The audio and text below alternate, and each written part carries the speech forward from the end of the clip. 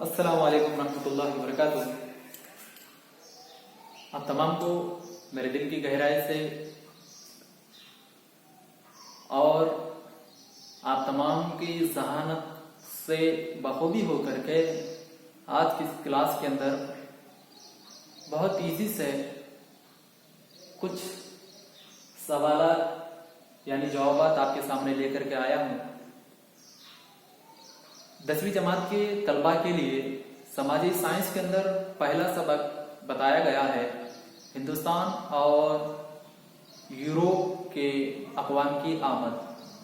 गुज़री हुई क्लास के अंदर मैंने आप लोगों को यूरोप और हिंदुस्तान के ताल्लुकात और यूरोप और हिंदुस्तान को ले जा करके शहरे कुस्तुनतुनिया पर पहुंचा करके वहां पर अपनी हिंदुस्तान के गरम मसाले बिखाया करते थे, बेच करके अपने रोजमर्रा की जिंदगी गुजारा करते थे।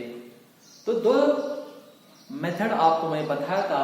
तो आज का तीसरी पॉइंट है यानी तीसरा पैराग्राफ है हिंदुस्तान का जदीद बहरी रास्ता। हिंदुस्तान का जदीद बहरी रास्ता। तो यहां पर जदीद होता है नया और बहर का माना होता है पानी। रास्ते का मतलब आपको मालूम है जहां पर हमें चल करके अपनी रोजमर्रा की जिंदगी गुजार सकते हैं। तो यहां पर आज की क्लास के अंदर हिंदुस्तान का जदीदी बहरी रास्ता। तो हमें गुजरी हुई क्लास के अंदर 1453 के अंदर उस्मानी तुर्कों ने शहर कुस्तुनतुनिया को अपने काबू में ले लिया था। क्यों लिया था? गुजरी हुई क्लास के अंदर में बताया था कि हिंदुस्तान के गरम मसाले की अहमियत बहुत ज्यादा थी। दूसरे ममालिकों के अंदर उन चीजों की मांग बहुत ज्यादा थी। तो उसी की बिना पर क्या है यहाँ उस्मानी तुर्कों ने आकर के हिंदुस्तान और यूरोप के लोगों को रास्ता बंद कर दिए थे। एक गुजरी हुई क्लास के अंदर मैं आपको बताया था।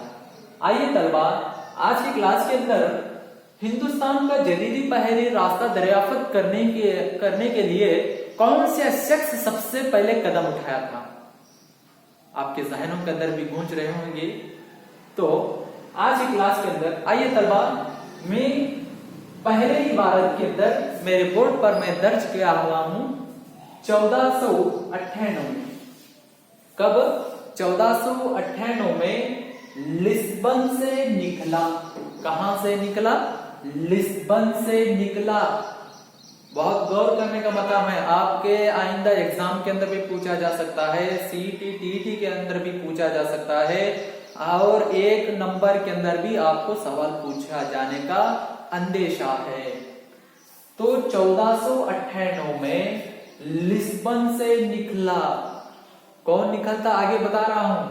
1498 में लिस्बन से निकला पुर्तगाली मल्ला। कौन सा मल्ला? पुर्तगाली मल्ला। कौन सा मल्ला? वो पुर्तगाली मल्ला वास्को डी गामा हिंदुस्तान के मगरिबी साहिल के कालीकट, कौन से कट? कालीकट से करीब कापट नामी मकाम पर पहुंचा। कौन पहुंचता?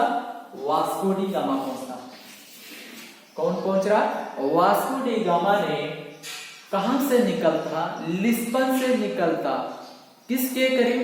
काले कट की करीब।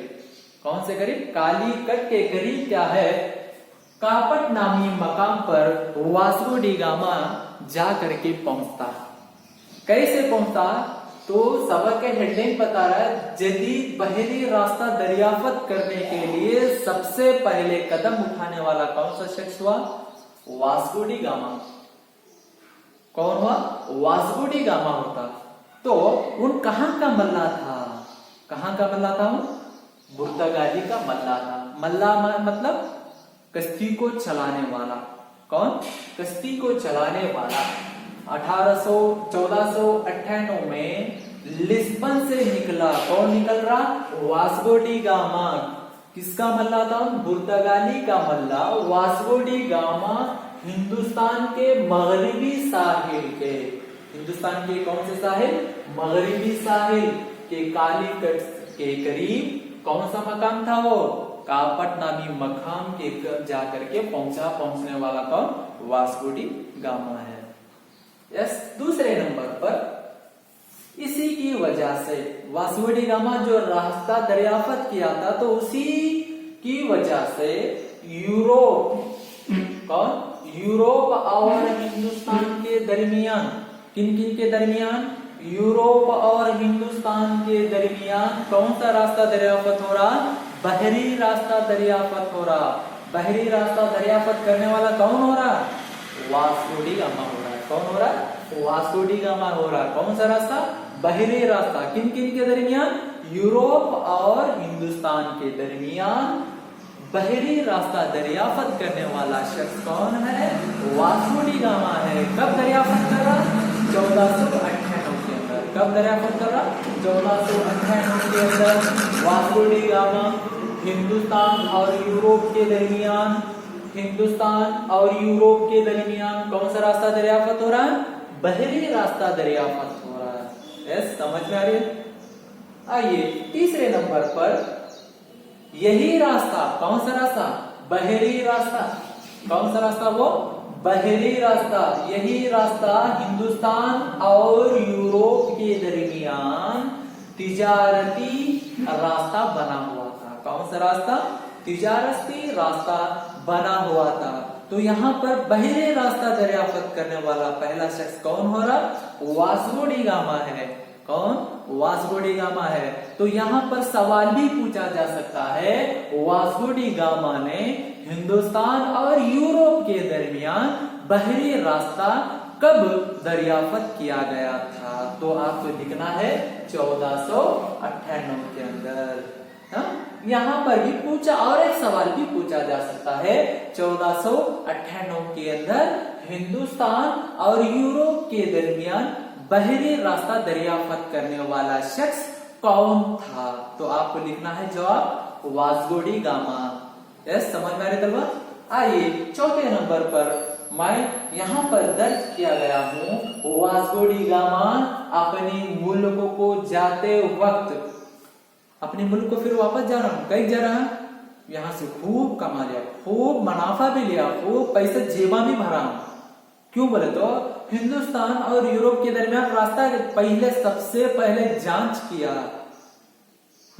तो यहाँ पर वास्को डी गामा अपने मुल्क को जाते वक्त कितने गुना मुनाफा लेके जा रहा? 60 गुना मुनाफा लेके जा रहा। कितने गुना तलबा? 60 गुना मुनाफा देने वाले हिंदुस्तानी अशिया को अपने साथ ले गया था। तो अपने साथ कौन ले जा रहा? वास्को डी गामा लेको जा रहा। कितनी मुनाफा? वो 60 गुना मुनाफा देने वाला। तो हिंदुस्तान की चीजों को बहुत ज्यादा मांग थी, तो उन चीजों को क्या है, जब अपने मुल्क को वापस लौटते वक्त वास्को डी गामा ने हिंदुस्तान के तमाम चीजों को क्या अपने साथ में लेको जा रहा। तो हिंदुस्तान के तमाम चीजों की मांग कितने मुनाफे वाली थी? वो 60 गुना मुनाफा देने वाली चीजें थी। तो लास्ट आखिरी पॉइंट पर और एक मैं इसी के नीचे और एक पॉइंट लिखता हूं। तो यहाँ पर और एक 5वें नंबर पर बताया जा रहा, इसी तरह हिंदुस्तान और यूरोप के दरमियान दोबारा तिजारत का आगाज कौन से पुर्तगालियों से ही हुआ था? किसके जरिए से हुआ था? पुर्तगालियों के जरिए से हुआ था। तो पुर्तगाली एक कंपनी है, तो वो कंपनियों से क्या है फिर दोबारा आगाज हुआ। तो यहाँ पर समझने का मतलब इतना ही है कि यहाँ पर सिर्फ 2 सवालात आपको पाए जाते हैं। कौन कौन से सवालात पाए जाते हैं? देखिए यहाँ पर 1498 में, गौर से सुनने का मकाम है आपको, 1498 में कहां से निकल रहा वास्को डी गामा? लिस्बन से निकल रहा। कहां से निकल रहा? लिस्बन से निकल रहा। निकल करके किसके करीब जा रहा? फिर उन्हें काले कट की करीब जा रहा। कौन से करीब? काली कट के करीब जा रहा। तो कौन से मकाम पर पहुंच रहा? उन्हें कापट नामी मकाम पर पहुंच रहा। कौन पहुंच रहा? वास्को डी गामा ने पहुंच रहा। समझ में आ रही है? तो यहाँ पर कई रास्ता दरियाफ्त करने का मकसद क्या था? तो यहाँ पर 1453 में उस्मानी तुर्कों ने उन रास्तों को बंद कर लिया, अपने काबू के अंदर रख लिया। रखने की वजह से नया रास्ता दरियाफ्त करना मजबूर हो गए। तो इसलिए 1498 में वास्को डी गामा क्या है, बहरी रास्ता दरियाफ्त किया। करने का मकसद इतना ही था कि हिंदुस्तान और यूरोप के दरमियान तिजारती रास्ता बन जाए। इसी की बिना से क्या है 1498 में वास्को डी गामा ने क्या है हिंदुस्तान और यूरोप के दरमियान बहरी रास्ता दरियाफ्त किया। दरियाफ्त करने के बाद तिजारती ताल्लुकात फिर चालू हो गए, और जब अपने मुल्क को वापस लौटना था तो 60 गुना मुनाफा देने वाले हिंदुस्तानी अशिया को अपने साथ ले गया, ले जा करके, और फिर हिंदुस्तान और यूरोप के दरमियान दोबारा पुर्तगालियों का आगाज हो गया। ये इतने पॉइंट्स यहाँ पर है, और एक पॉइंट यहाँ पर बोलने का मकसद है,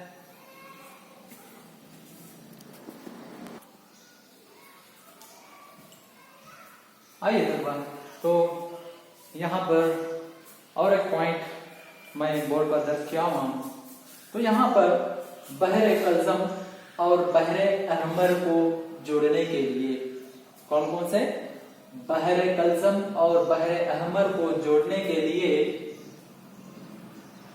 1869 में, कब 1869 में जमीन खोद करके जहाजों को नकल व मकानी के लिए, यानी नकल व मकानी एक जगह से दूसरी जगह, वहां से यहां कर ट्रांसफर करने के लिए मिस्र के जमीन में एक अजीम नहर तामीर की गई थी। तो तामीर कौन सी जमीन पर की जा रही, मिस्र के जमीन पर एक जमीन यानी नहर, एक अजीम नहर तामीर की जा रही है।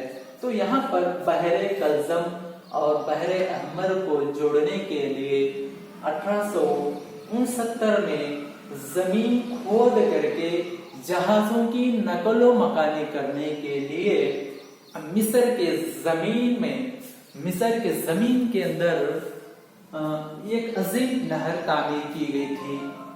और वास्को डी गामा का बहरी रास्ता दरियाफ्त करने के लिए, यानी बहरी रास्ता वास्को डी गामा ने 1498 में दरियाफ्त किया था। तो वो रास्ते और बहरे कल्जम और बहरे अहमर को जोड़ने के लिए 1869 में जमीन खोदी गई, यानी खोद करके जमीन यानी रास्ता बनाने की कोशिश की जा रही। कब 1869 में जमीन खोद करके जहाजों की नकलो मकानी के लिए, यानी वास्को डी गामा भी पहले रास्ता गया, यानी पानी के अंदर चलने वाला रास्ता, यानी पानी पर चलने वाली चीज वो जहाज होती। तो यहाँ पर भी 1869 में जमीन खोद करके जहाजों के नकलो मकानी के लिए कौन से मकान पर उन्होंने तामीर करती, नहर को तामीर करती, मिस्र के जमीन के अंदर एक अजीम नहर तामीर करती। तो वहां पर वास्को डी गामा का बहरी रास्ता और सुएज की नहर की तामीर तक हिंदुस्तान यूरोप की तिजारती जहाजों को केप ऑफ गुड होप तक पहुंचना पड़ता था, यानी गुजरना पड़ता था। तो यहाँ पर और एक चीज यहाँ पर में बताई जा रही, बहरे कल्जम और बहरे अहमर को जोड़ने के लिए 1869 में जमीन खोद कर जहाजों की नकल व मकानी के लिए मिस्र के जमीन पर एक अजीम नहर तामीर की गई थी। तो वो तामीर यानी नहर का नाम बताएं, क्या नाम, वो सुएज की नाम बता रहे, क्या बता रहे हो, सुएज नामी मकाम, एक नहर के नाम दे रहे, उस नहर का नाम सुएज। यस, तो वास्को डी गामा का बहरी रास्ता और सुएज नहर की तामीर तक हिंदुस्तान और यूरोप के दरमियान तिजारती जहाजों को जाने और आने के लिए कहां से गुजरना पड़ता था, जनूबी अफ्रीका से लेकर के केप ऑफ गुड होप से ही गुजरना पड़ता था, किनको जहाजों को गुजरना पड़ता था। तो यहाँ पर इतने पॉइंट्स मैं आपके मद्देनजर रखा हुआ हूँ, और एक बार उसी को दोहराते हुए मैं पास्ट गुजर जाता हूँ। तो यहाँ पर बता रहे मेरे अजीज तलबा 1498 में लिस्बन से निकला। कहां से निकल रहा? लिस्बन से वास्को डी गामा हिंदुस्तान के मगरिबी साहिल कालीकट से कापट नामी मकाम पर पहुंच जाता। पहुंचने के बाद में वहां से हिंदुस्तान और यूरोप के दरमियान बहरी रास्ता दरियाफत होता। तो कब हो रहा हो?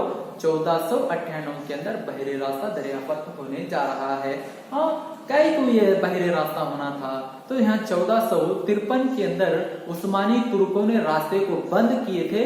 बंद करने के बाद 1498 में वास्को डी गामा नया रास्ता दरियाफत करने का मकसद इतना ही था, हिंदुस्तान और यूरोप के दरमियान फिर से तिजारती ताल्लुकात अमल में आने के लिए क्या है 1498 में वास्को डी गामा नया रास्ता दरियाफत किए। तो यहाँ पर इतने पॉइंट्स मैं दर्ज किया गया हूँ। तो उसी को आप अपने नोटबुक के अंदर उतार लें। उतार करके आने वाले एग्जाम के अंदर पॉइंट्स बना करके उसी को दोहराने की कोशिश करें। अस्सलाम वालेकुम रहमतुल्लाहि वबरकातुहू।